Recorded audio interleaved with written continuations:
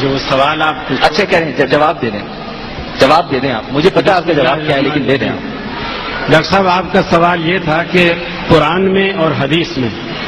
شعبان کی اور اس رات کی کیا فضیلت ہے؟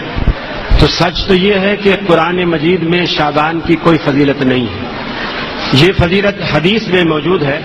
اور رسول اکرم صلی اللہ علیہ وسلم سے جو صحیح ترین روایت جسے امام بخاری رحمۃ اللہ علیہ نے نقل کیا ہے اور اما عائشہ صدیقہ رضی اللہ تعالی عنہا اسے بیان کرتی ہیں، وہ یہ روایت ہے کہ آپ نے فرض روزوں کے علاوہ یعنی رمضان کے جو روزے ہیں اس کے علاوہ کسی بھی مہینے کے اتنے کثرت سے روزے نہیں رکھے جتنے کہ شعبان کے رکھے ہیں، اور اتنے کثرت سے رکھے کہ آپ نے پورا مہینہ رکھے، صرف رمضان سے چند دن پہلے یعنی 4-5 دن پہلے آپ گن لیں، وہ آپ نے چھوڑے تاکہ رمضان کے لیے پھر مستعد ہو جائیں، رمضان کے لیے تیار ہو جائیں۔ رہی اس رات کی فضیلت، اس رات کی فضیلت میں جو آیت قرآن مجید میں پیش کی جاتی ہے، عموماً لوگ پیش کرتے ہیں، سورہ دخان کی ابتدائی آیت ہے انا انزلناہ فی لیلۃ مبارکۃ، کہ ہم نے قرآن مجید کو برکت والی رات میں اتارا ہے۔ اگر وہ برکت والی رات شعبان کی 15 رات ہے تو قرآن مجید کے آخری پارے میں اللہ نے کہا انا انزلناہ فی لیلۃ القدر،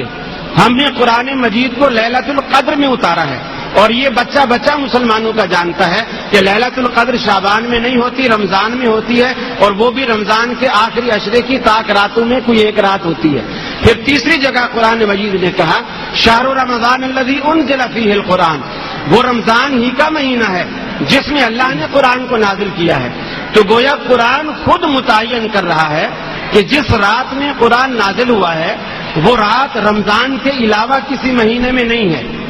تو لہذا یہاں انا انزلناہ فی لیلۃ مبارکۃ سے مراد برکت والی رات لیلۃ القدر ہی ہے جو رمضان المبارک کے اندر ہے۔ رہی یہ بات ہے کہ احادیث اس کے بارے میں اتنی ہیں، بعض ائمہ نے 135 روایات شب قدر کے حوالے سے بیان کی ہیں، لیکن سب کو ضعیف قرار دیا ہے۔ محدثین کا جو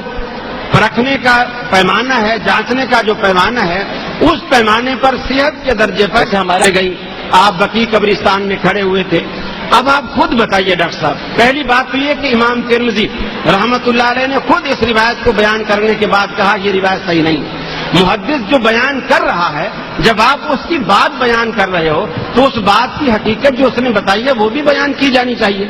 دوسری بات یہ کہ اما عائشہ صدیقہ پیچھے پیچھے گئی، ان کو پتا چل گیا کہ آج بڑی بابرکت رات ہے، نعوذ باللہ اللہ کے رسول جو نیکی پھیلانے میں، تبلیغ کرنے میں اور نیکی کے کاموں کی دعوت دینے میں اتنے تھے کہ دنیا میں آج ہم ان کی کوئی نظیر پیش ہی نہیں کر سکتے، اور قرآن نے بھی یہی کہا کہ یا ایھا الرسول بلغ ما انزل الیک، اے حبیب جو کچھ ہم نے آپ تک پہنچایا ہے اسے آپ امت تک پہنچا دیجیے، وَإِن لَّمْ تَفْعَلْ فَمَا بَلَّغْتَ رِسَالَتَهُ، اگر آپ نے ایسا نہ کیا تو ہم یہ سمجھیں گے آپ نے اپنی رسالت کا حق ادا نہیں کیا، حالانکہ آپ حق ادا کر کے گئے ہیں۔ یہ کیسی بابرکت رات تھی کہ آپ خاموشی سے اٹھے، حجرے سے نکلے، خاموشی سے دروازہ کھولا، خاموشی سے قبرستان چلے گئے، نہ بیگم کو بتایا، نہ ازواج مطہرات کو بتایا، نہ صحابہ کو جگایا۔ اگر یہ عبادت والی رات تھی تو نعوذ باللہ آپ نے بخل کیا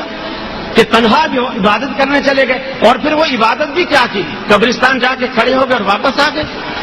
تو یہ ایسی چیزیں ہیں۔ اچھا یہ وہ سارے دلائل ہیں پر اگر پرکھا جائے، سارے دلائل ہیں جن کا قاری فی المان جاوید صاحب، یہ وہ دلائل ہیں کہ اگر ہم پھر اس کی